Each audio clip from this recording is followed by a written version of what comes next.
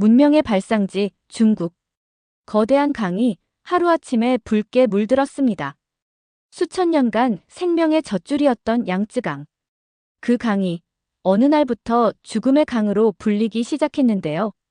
과학자들은 침묵했고 정부는 애써 눈을 돌렸습니다. 하지만 한 사람은 그 경고를 외면하지 않았는데요.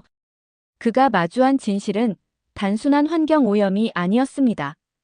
그리고 수천 킬로미터 떨어진 전혀 예상치 못한 도시에서 그는 기적의 단서를 발견하게 됩니다.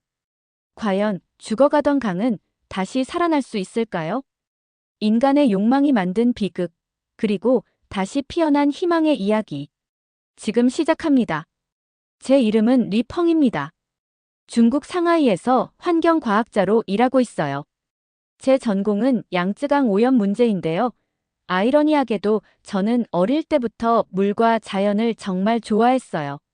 맑은 시냇물 따라 물고기를 잡고 나무 아래 앉아 강바람을 맞으며 시간을 보내던 그 시절의 기억이 아직도 생생해요.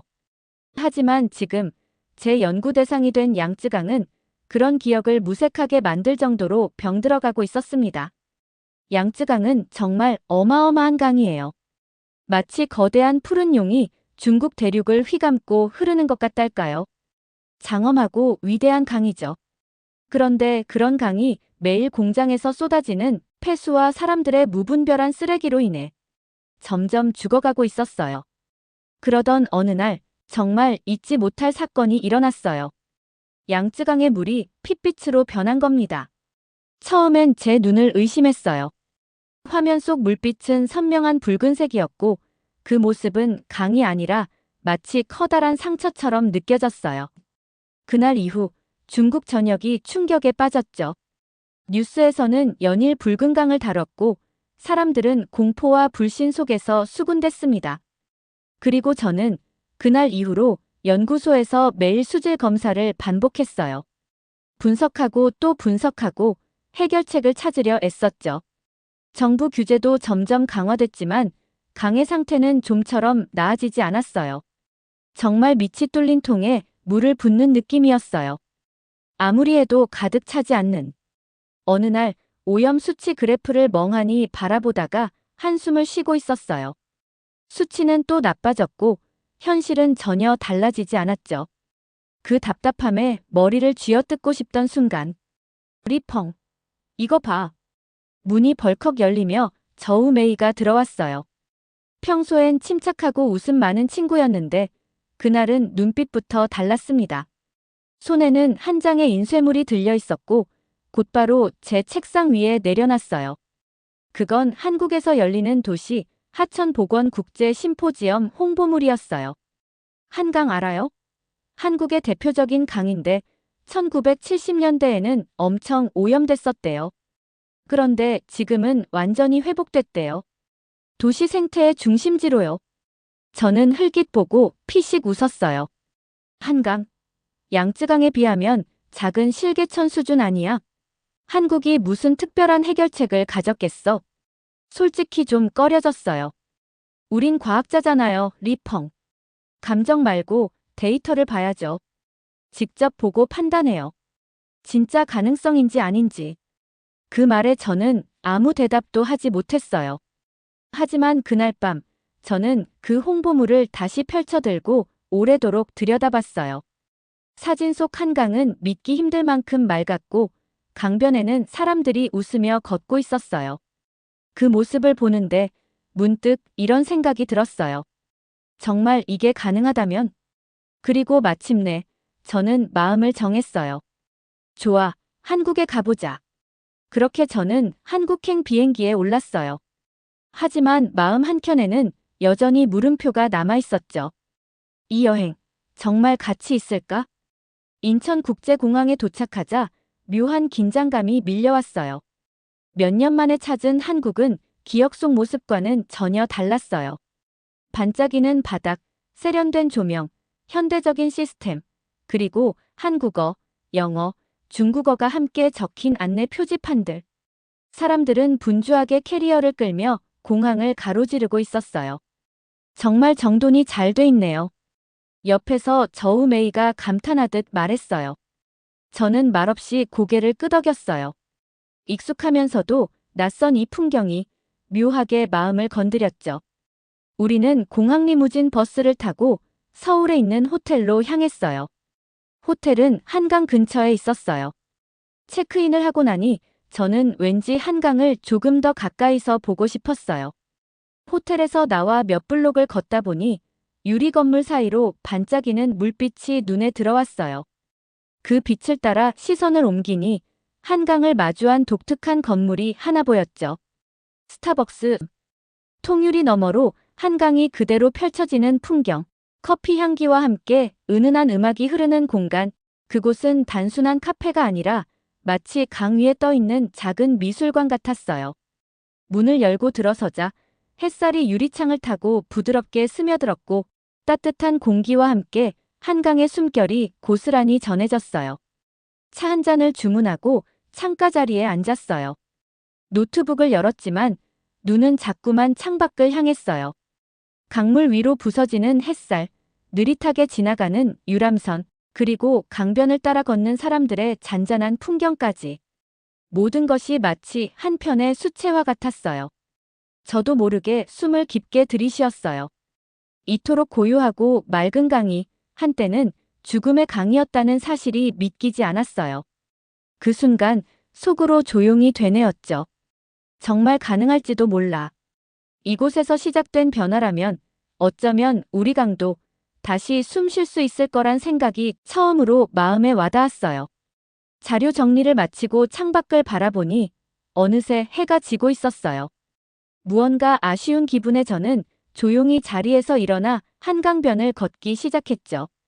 강가를 따라 걷는 동안 붉은 노을이 점점 짙은 파란빛으로 바뀌며 강물 위에 스며들었고 도시의 불빛들이 하나둘씩 켜지기 시작했어요. 건너편 고층 빌딩들의 불빛이 잔잔한 물 위에 비치면서 마치 별들이 강을 따라 흘러가는 듯 보였죠. 그때였어요. 강가 한쪽에서 아이의 웃음소리가 바람을 타고 들려왔어요. 고개를 돌려보니 한 아이가 연을 날리고 있었죠. 연은 몇 번 하늘에 오르다 다시 땅으로 떨어지길 반복했지만 어느 순간 바람을 제대로 타더니 높이 높이 치솟았고 아이는 두 팔을 번쩍 들며 박수를 쳤어요. 얼굴 가득 번진 웃음. 그 순간만큼은 세상 그 무엇도 부러울 게 없어 보였어요. 저도 모르게 발걸음을 멈추고 그 장면을 한참 바라봤어요. 그리고 문득 마음 깊은 곳에서 하나의 질문이 떠올랐어요. 내가 어릴 때 양쯔강에서 저렇게 웃은 적이 있었나? 곰곰이 떠올려봤지만 선명한 장면은 없었어요. 제 기억 속 양쯔강은 늘 차가운 콘크리트 옆을 스쳐 흐르는 단지 도시의 강일 뿐이었죠. 하지만 지금 제 눈앞의 한강은 달랐어요.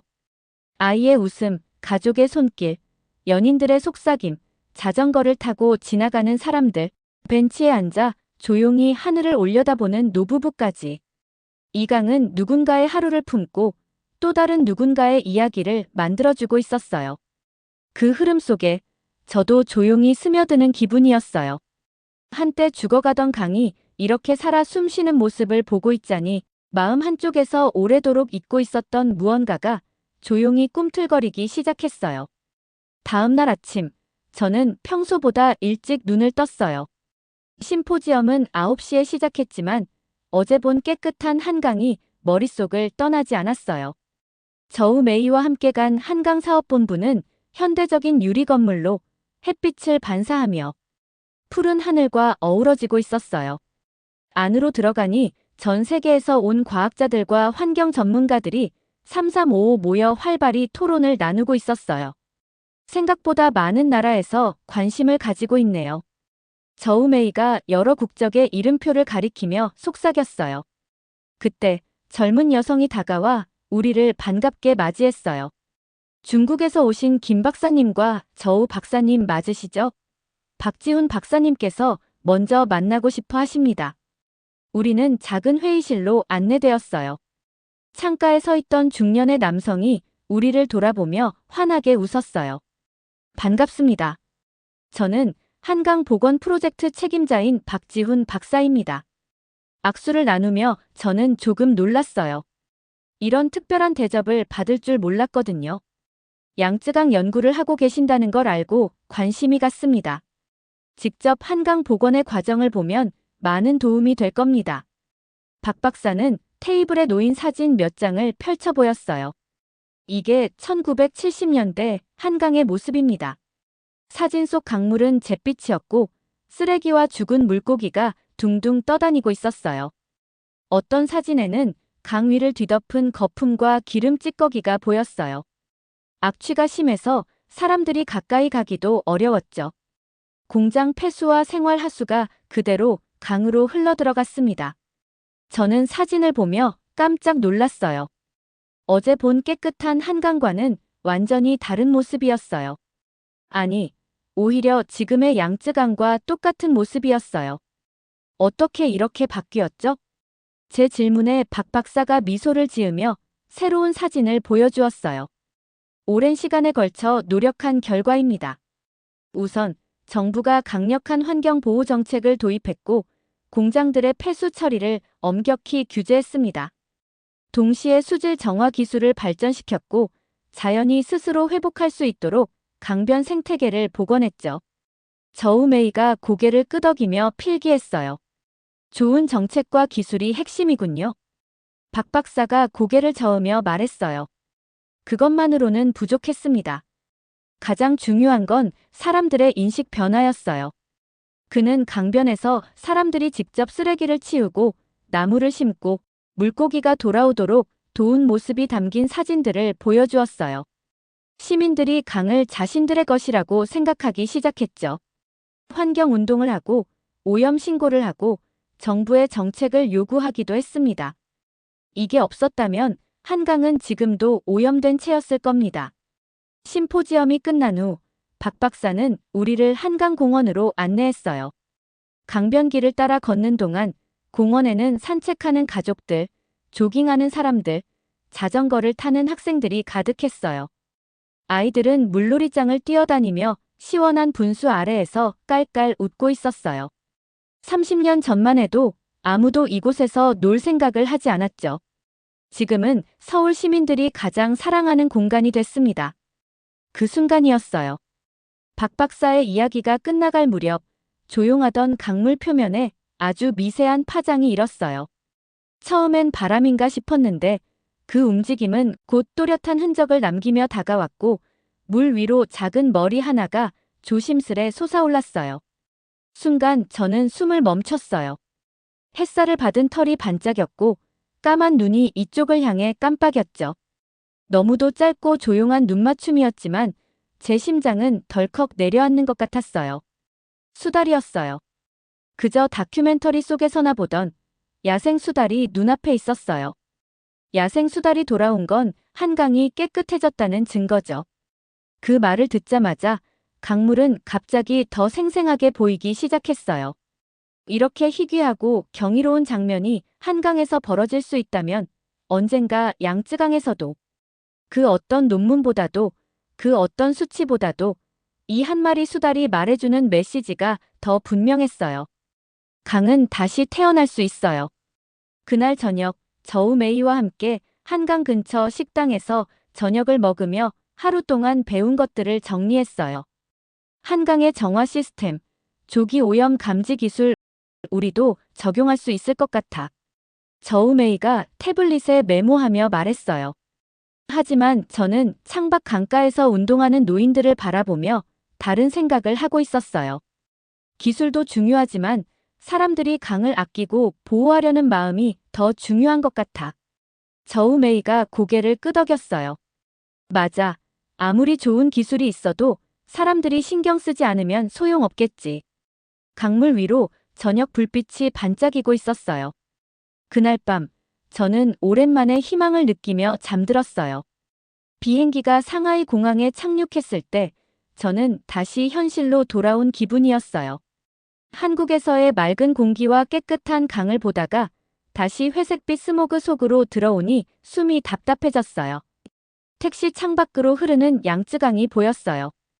여전히 흙탕물처럼 흐리고 어제 본 한강과는 너무나도 달랐어요. 예전 같았으면 절망감부터 들었을 텐데 이번에는 다르게 느껴졌어요. 옆에서 저우메이가 물었어요. 심포지엄, 어땠어요? 기술적인 해결책을 배울 거라고 생각했는데 훨씬 더 중요한 걸 배웠지. 시민들이 직접 강을 지키는 모습, 놀라웠어요. 저우메이가 고개를 끄덕였어요. 자원봉사로 물을 조사하고 오염을 신고하고 강변을 청소하고 전부 자발적으로. 그게 문제야. 저는 깊은 한숨을 내쉬었어요. 중국에도 과학자도 많고 법도 있지만 사람들의 마음이 움직이지 않으면 의미가 없어. 그날 이후 저는 쉬지 않고 연구를 했어요. 낮에는 연구소에서 새로운 해결책을 고민했고 밤에는 세계 각국의 하천 복원 사례를 찾아 읽었어요. 그러던 어느 날 문득 이런 생각이 들었어요. 한강의 기술적인 방법을 바탕으로 양쯔강에 맞춘 새로운 방식을 만들면 어떨까? 다음 날 저는 연구팀을 불러 모았어요. 벽 한쪽을 커다란 지도와 사진, 메모들로 가득 채우고 본격적인 계획을 세우기 시작했어요. 양쯔강을 위해 완전히 새로운 계획을 만들어 보자. 한강에서 배운 것들을 우리가 직접 실행할 수 있는 방법으로 3주 동안 밤낮 없이 연구했어요. 오염 데이터를 분석하고 복원 사례를 연구하고 전문가들과 논의하며 완벽한 계획을 만들었어요. 그렇게 탄생한 것이 바로 양쯔강 르네상스 프로젝트였어요. 가장 먼저 떠오른 것은 실시간 오염 감시 시스템이었어요. 양쯔강 곳곳에 첨단 센서를 설치해 수질 변화를 실시간으로 감지하고 동시에 시민들도 간편하게 사용할 수 있는 수질 검사 키트를 배포하는 것이었죠. 이를 통해 누구나 스마트폰 앱으로 오염 상태를 확인하고 문제 발생 시 즉시 신고할 수 있도록 시스템을 구축할 계획이었어요. 그 다음으로는 환경 교육이 중요하다고 생각했어요. 특히 아이들이 어릴 때부터 강을 소중히 여기고 사랑하는 마음을 키울 수 있어야 한다고 느꼈어요.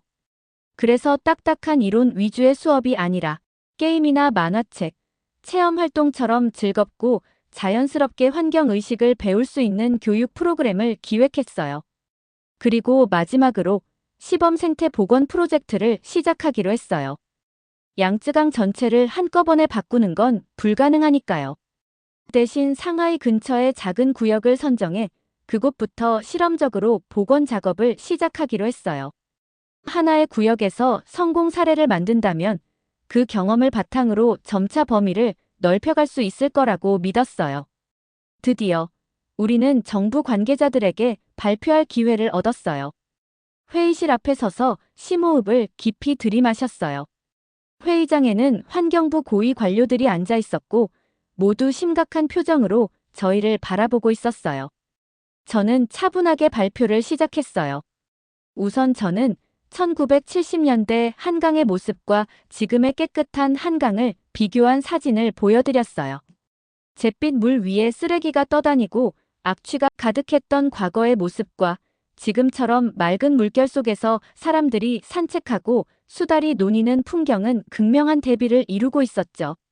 그 다음에는 양쯔강에 맞춘 복원 계획과 구체적인 실행 방법을 차분히 설명드렸어요. 실시간 오염 감시 시스템, 시민 참여형 환경 교육, 그리고 시범 생태 복원 구역 설정까지 단순한 구호가 아닌 실현 가능한 전략들을 차례로 제시했어요. 마지막으로는 복원의 경제적 효과에 대해 말씀드렸어요. 강이 깨끗해지면 수질 관련 질병이 줄어들어 의료비 부담이 낮아지고 동시에 강 주변 환경이 개선되면서 관광과 지역 경제가 살아날 수 있다는 점을 강조했어요. 환경 보호가 단지 도덕적 책임만이 아니라 실질적인 이익을 가져올 수 있다는 사실을 보여드리고 싶었어요. 하지만 발표가 끝나자마자 회의실이 조용해졌어요. 그때 리우 국장이 비웃으며 손을 휘저었어요. 한강은 작아. 양쯔강하고 비교가 안 돼. 너무 이상적인 계획 아닌가? 예상했던 반응이었어요. 박지훈 박사가 했던 말, 그리고 어릴 적 할아버지가 했던 말이 귓가에 맴돌았어요. 저는 똑바로 리우 국장을 바라보며 말했어요. 강의 크기가 중요한 게 아닙니다. 원리는 똑같아요. 한국이 성공한 이유는 사람들이 강의 미래를 믿었기 때문입니다. 우리도 그렇게 할 수 있습니다. 회의실이 조용해졌어요. 몇몇 젊은 공무원들이 고개를 끄덕이며 관심을 보였어요. 시민 참여 프로그램, 구체적으로 어떻게 운영할 생각인가? 습지 복원 방식에 대해 좀 더 설명해 줄 수 있나? 반응이 나쁘지 않았어요. 최종 결론은 즉각적인 승인은 아니었지만 공식적인 연구검토위원회가 꾸려졌어요. 완벽한 승리는 아니었지만 확실한 첫걸음이었어요. 몇 달 동안 추가 연구를 진행한 끝에 정부에서 첫 번째 시범 사업을 승인했어요. 양쯔강 하류의 작은 습지를 복원하는 프로젝트였어요. 그리고 예상치 못한 일이 벌어졌어요. 한국 정부에서 한강 복원 경험을 공유하고 싶다는 공식 초청이 온 거예요. 저는 다시 한국으로 향하게 되었어요. 이번에는 처음과 달리 희망을 품고 가는 길이었어요. 서울에서 저는 박지훈 박사와 함께 한강의 생태 복원 현장을 다시 방문했어요. 박 박사는 저에게 작은 유리병을 건넸어요. 안에는 한강의 물, 강변의 모래, 그리고 작은 나무 씨앗이 들어있었어요. 이건 한강의 희망입니다. 박 박사가 따뜻하게 미소 지으며 말했어요. 언젠가 양쯔강에서도 이 씨앗이 자랄 수 있기를 바랍니다. 중국으로 돌아오는 비행기에서 저는 그 유리병을 꼭 쥐고 있었어요. 창밖으로 양쯔강이 길게 뻗어 있는 모습이 보였어요. 아직은 오염된 강이지만 이제 저는 그 강의 미래를 볼 수 있었어요. 이제 시작이에요. 양쯔강도, 그리고 저의 여정도.